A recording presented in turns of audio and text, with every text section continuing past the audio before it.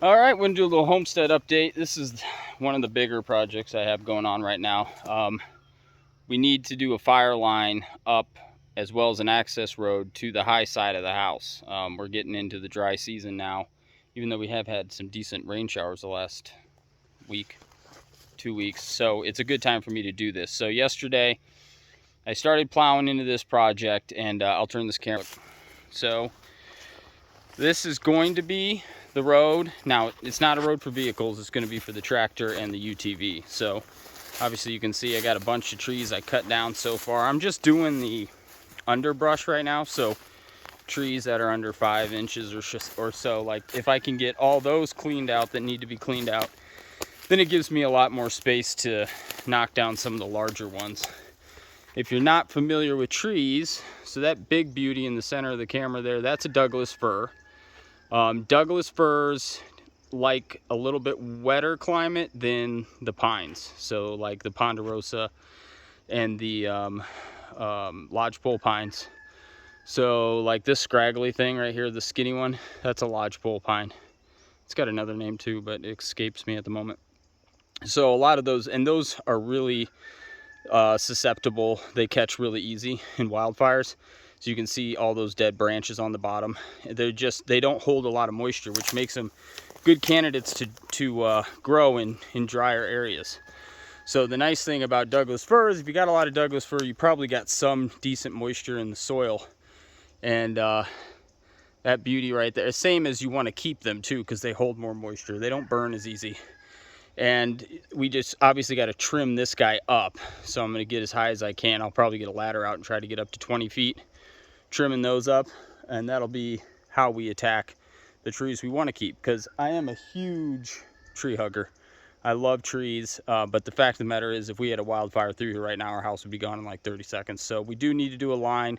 And it also make the good beneficial trees a lot stronger. Because if you look at like this mess in here, this guy, the smaller Douglas fir here is competing with all these little leechy lodgepole pines, and we got to clean this up and just make this whole area more usable as a family, and also more aesthetically pleasing, and a healthier forest that's going to hold more moisture and be more resilient. So we're going to clean this up. This will be the road, or the tractor road, and it's going to need some work because I discovered that this guy was here, which is a giant piece of rock that's probably just the top of it. So we're gonna have to add some more soil over here and kind of level this out, give me a good 6 foot. I think if I can get to 6 or 7 feet and throw a little bit of gravel down on this slope, we'll be in good shape.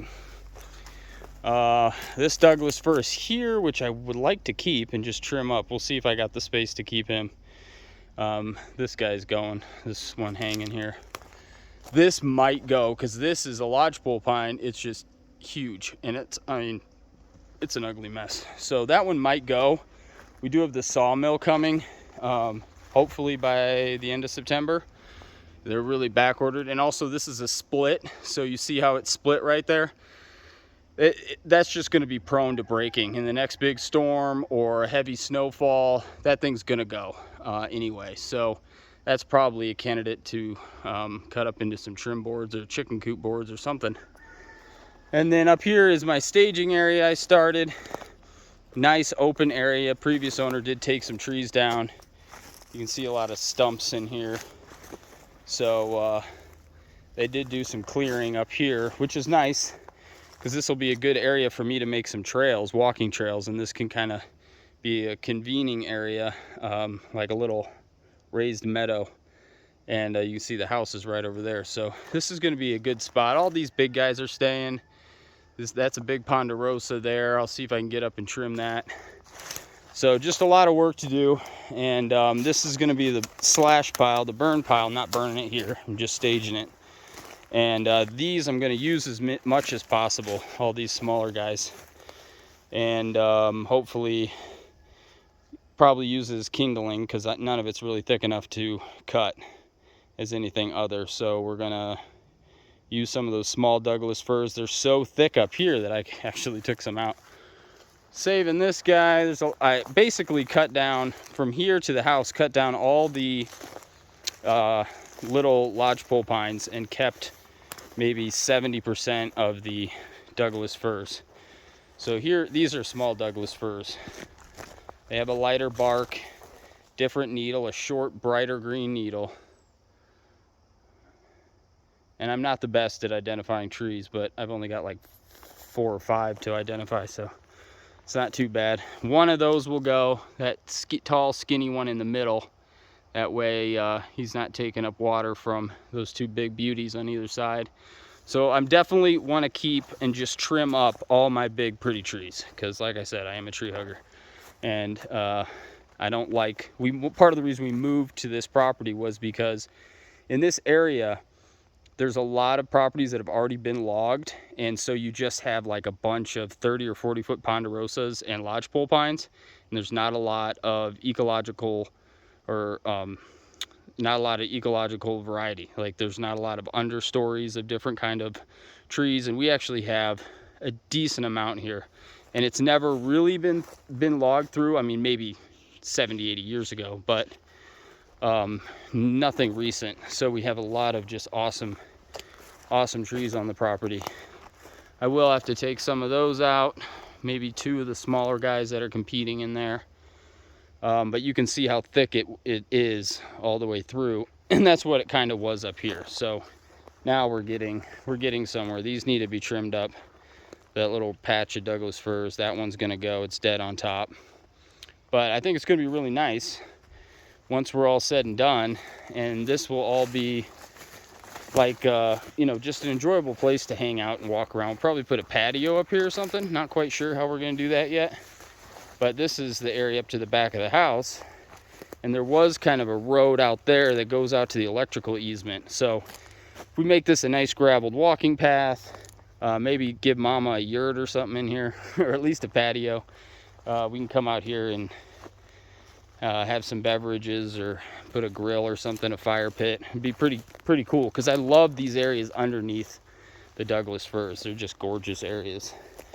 And this area seems to be pretty darn healthy. So if we can get these scragglers out of here, these kindling sticks. Oh, forgot this was here. Previous owner obviously threw a little slash pile in here we'll have to clean out. And then again, you can see just all those dead branches. They're just asking to be caught on fire. You can really get, you know, you can have a topper fire, like when the wind's really blowing and it's burning, it's jumping from top of tree to top of tree. I'm not as concerned with those as I am with the understory fires. So ones that don't burn the top of trees, but they're roaring across the dead debris and hanging dead limbs of trees, you know. So that's really my biggest concern. That tends to be what we get around here. I know sometimes in California you see the raging topper fires that are just engulfing everything. Most of the fires we've had around here the last few years, you'll go to the fire zone and you'll see that the tops of the trees are all fine. And you'll just see everything maybe 15 feet down wiped out. So that's my biggest concern, you know, a fire like that started, somebody hitting a rock with a chainsaw in dry, you know, in dry conditions and starting a spark and walking away from it. This is probably the next thing I'm gonna work on after I clean up some of the downed trees, is this backside, because this is, you know, this is only 30 feet from the house, and you know, it's on a north hill and there's a creek down there, so this is the soil in here is pretty darn wet, which is awesome. But even with that said, this needs a significant amount of work. It's just not healthy anyway. This is not a healthy forest environment. Maybe at some point I'll run the pigs in there, which pigs do wonders to bring up beneficial species, as long as you don't keep them on there too long. So that is our little update. I still got this hanger here. I need to get out here. The kids don't play up here or anything, so I'm not super concerned about it. But I hit this guy twice, and he's snagged on that tall ponderosa. So he's about 60 feet up and just hanging there. So yeah, he's solid as a rock leaning up there.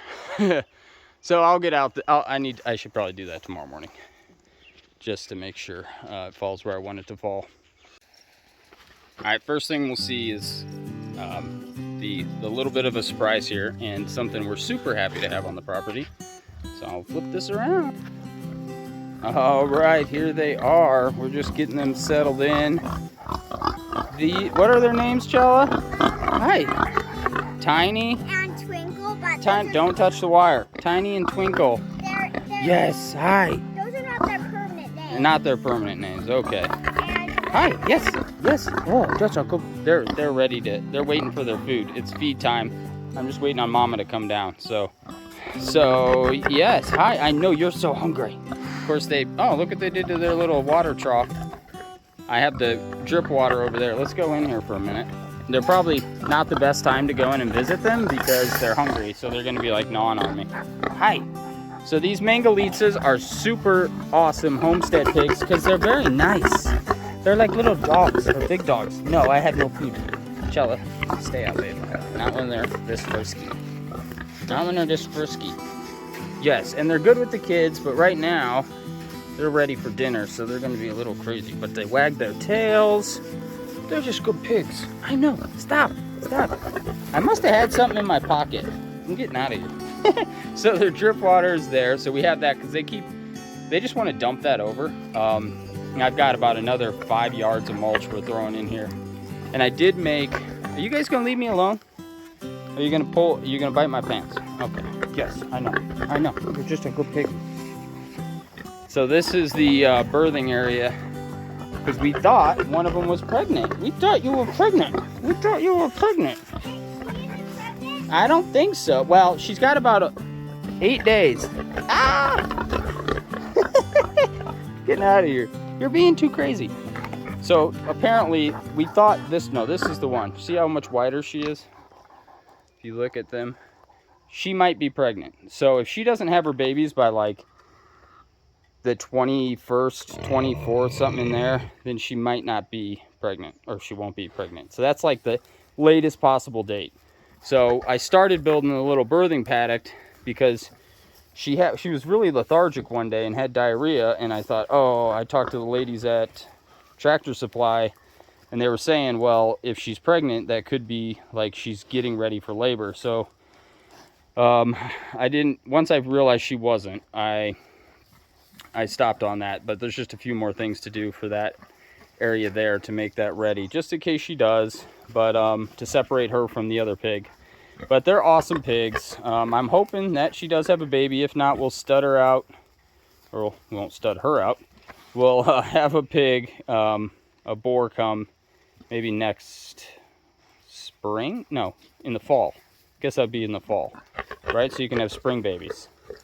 Yes, there you go. She's doing a good job on that water too. Took her a little bit to get used to it. It's not how she was at her previous owner. But you know, these pigs are doing a pretty good job of defecating on that end so that they're not rolling in it.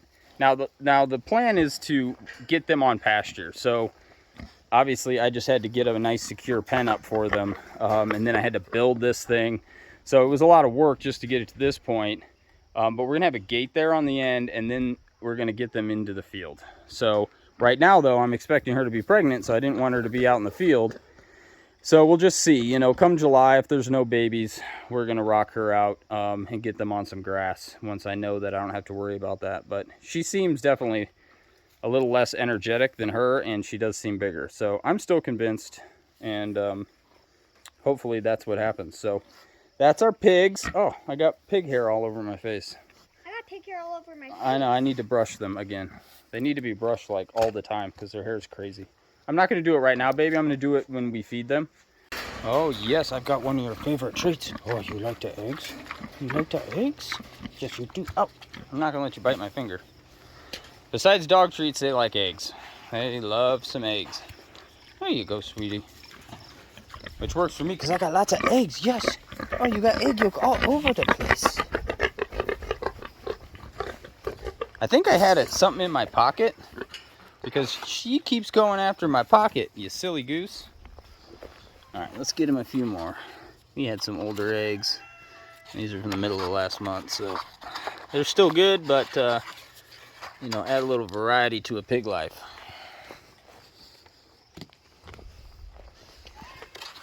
Oh, yes, we love these little piggies here. They're awesome. Yes, ladies. You can save some for your friend? Yeah? All right, some good protein for you, huh? All right, good night. Good night, my dear. Hey, yeah, it absorbed most of the water. Careful. Try to keep it all in there. So our meat birds today, because it was hot, decided to, the buckets had fallen down a little bit too far, and they were pushing up on it and getting wet because they were hot. So now they're all dirty. So I'll have to raise that up a little bit, but we're finishing these off with coconut. I got some coconut I got to push down in there.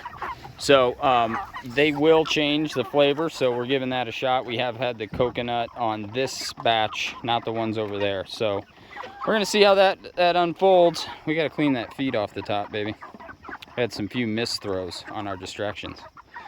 All right, well, meat birds are doing good. We're probably gonna butcher first round in about 3 or 4 days is the plan. So we're gonna get going on that, and that'll probably be 33 each time, 32, 33 each go around. So they're getting ready to get done.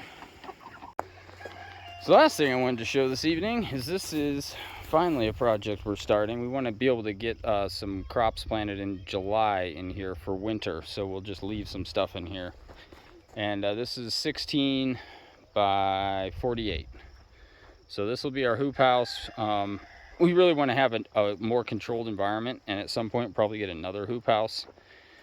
As many as possible, actually, because we really want to control the environment with some of the pest issues and inconsistencies, and the sun being having some UVC rays coming through that makes this a little more difficult to manage the pests on the leaves. So we're digging the trench footers there, the trench for the footers rather. I'm not done with that by any means. And then we're going to put cinder block, and then we'll have treated wood ties on the side to anchor all the bows to, and it does have a center ridge support, and we'll put some extras in. So this will be a project you see a little bit more of hopefully sooner rather than later. And then another peaceful evening. It makes it easy to put up with the hot days like we had today when the evenings are this nice. So that is it for now.